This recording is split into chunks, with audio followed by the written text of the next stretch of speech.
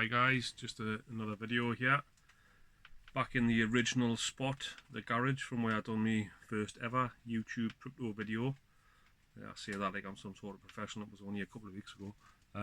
But yeah, this is where I am, just trying to find a peaceful, quiet corner.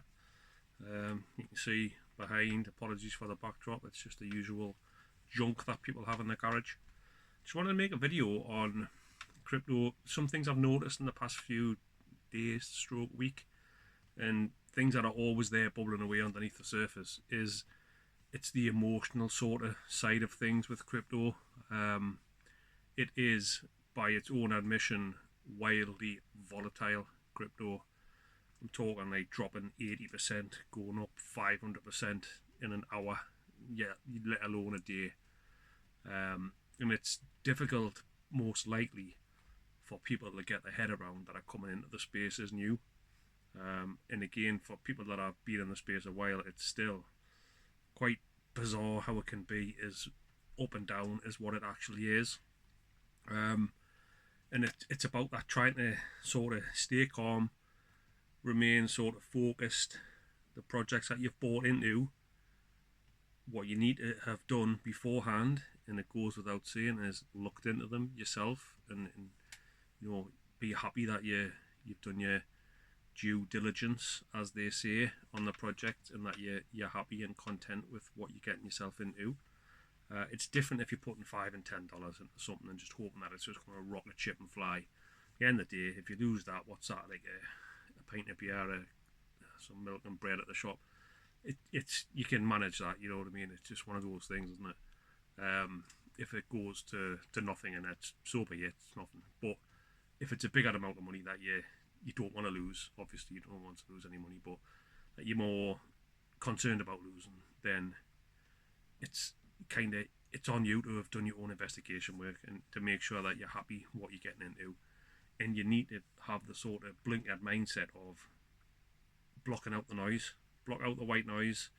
If you look on YouTube, I guarantee you now, if you look on YouTube about Bitcoin, there'll be frightened faces like this or that or the other, or happy faces, and it'll have thumbnails saying Bitcoin's going to 500,000, Bitcoin's going to 0, and it's a lot of it is just it's just clickbait, isn't it? People want you to click on their adverts, their YouTube videos, to watch them. But that's the kind of thing that potentially in your mind, you're seeing all this conflicting information all the time. Your head's probably spinning. You don't know whether you're coming or going sometimes. What is the truth? Where is it? Nobody, and the answer is nobody really knows. But just to try and remain level-headed, block out don't look if it's going to affect you massively and cause you anxiety and stress, which I've been through all those sorts of things, not just through crypto, but just life in general. But it doesn't take much for anxiety and stress to manifest itself and just run away with itself, and it's down the road before you even know it, and then your head's spinning and you don't know where you're going and what's happening, and it's easy to sort of lose track of reality a little bit when things like that can come into play. So all I would just say is, whatever you're into and you're happy being into, just try and block out the white noise. There might be ulterior motives why people are trying to FUD, which is a saying in crypto, FUD, which is fear, uncertainty and doubt. And people can try and cause that on purpose to a project to try and ruin it, or for whatever reason. There could be reasons like they might like something different, or they might be jealous that they didn't get into it early enough, and there's all sorts of sort of weird and wonderful Wild West things that go on. So it's difficult to block it out, but it's best just to try and sort of avoid looking all the time. And if you're getting concerned about how you're feeling about something, just shut the screen for 24 hours and then come back. Just give yourself a breather. I know myself, when things are pumping, generally when I wake up in the night, you might check your phone and you look, and it's like, that's not the way to,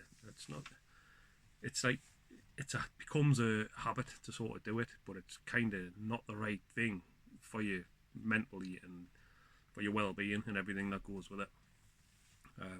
So that's that. In terms of the FUD situation, Again, it's difficult to avoid it sometimes because it's up there and it's in your face.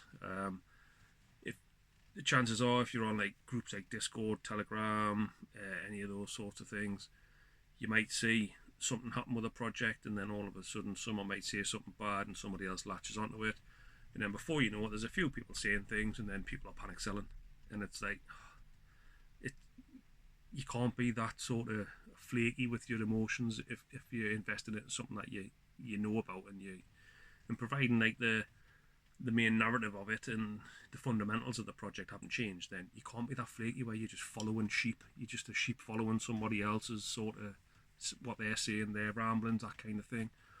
Perfect example, the Ton chain this week. And anyone that watches my videos will know that I'm a big advocate for Ton, the Telegram coin Ton. Really love the project. Massive potential that I can see. But admittedly, it struggled this week with volume in terms of being able to process transactions, and it's crashed a couple of times, and it's been like sort of, I think, taken offline a couple of times just to sort of deal with the amount of volume that was coming in from a particular project that was launched. And there was also the FUD with regards to the founder being arrested. So again, like a perfect storm situation where two bad things happen at once, and then Telegram's awash with people saying it's dead, it's going to nothing, it's game over, and then you see people selling out of the positions, and you're thinking you could be selling at a massive loss here, and then lo and behold, it comes back online. There's more positive news about the arrest, and there's more people in the news supporting them. I've seen the fighter jet thing where governments are going to pull money on things, and then it turns positive again in the space of a couple of hours, and the projects are back to where they were, and those people that have sold have lost the money, and they're basically having to pay double the money to get back the same amount of tokens that they would have had in the project.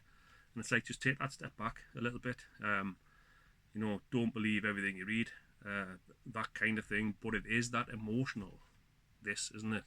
You've got someone on your left shoulder saying, "Oh, I'm panicking," and someone trying to steady the ship on this shoulder, and it's like it's your emotions that you need to sort of try and get in check yourself. I've seen projects as well suffer this week in terms of like big sells, and the price that it was at, the market cap, comes like a lot more down, and then that causes knock-on effect of people going, "Oh, what's happening?" And then they panic sell, and it's just like a knock-on effect essentially, and it's disheartening to the people that are running these projects. It really must be disheartening, because they're doing their best for the project, and through no fault of their own, something's happened and it's caused a major sort of panic on their project, and then they are most likely feeling responsible to their community that it's gone down, but it was nothing to do with them. It's that sort of thing. But it must be hard for the guys that are running these projects as well, that are genuine and upfront and genuine, honest, doing all the right things, making all the right moves, saying all the right things, behaving in all the correct ways, and then the rug gets pulled from under you a little bit, and then everyone must just be like on your case, and it's like it's not them. Essentially, it's not their fault.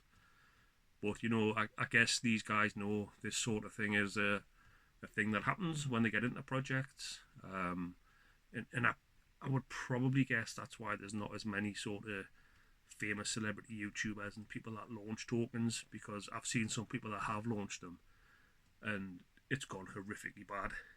And then what happens then, if they've got paid subscribers, for example, and they've got people that follow them, do they lose followers, do they lose subscriptions potentially, and people start saying, "Oh, they've ripped everybody off unfounded," because they haven't. But then it's that mud stick situation. If someone starts chucking mud around and making accusations, unfounded or not, that sort of thing can stick and cause them harm. So it's probably why people just stay clear of launching their own token, because of the difficulties that may come with it.